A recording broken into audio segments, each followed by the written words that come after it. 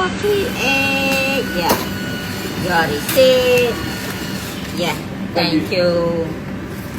ដឹងមកទេថ្លឹងថ្ងៃនេះ48 kilo អត់មានខ្វះម៉ានតិចគឺ48ហ្មងហើយដឹងមិនគេកពស់កាលមុន1.58 ម៉ែត្រ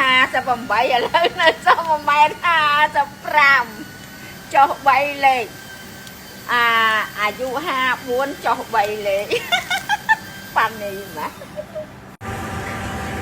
ឆ្នាំជ្រូកសោះកំមាច់កំម៉ើបដូចស្វា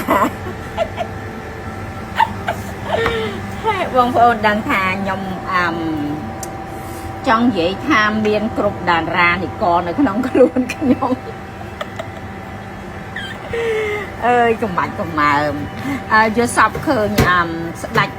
ស្វានៅឋានសួគ៌ទៀតណាមួយលោកគ្រូ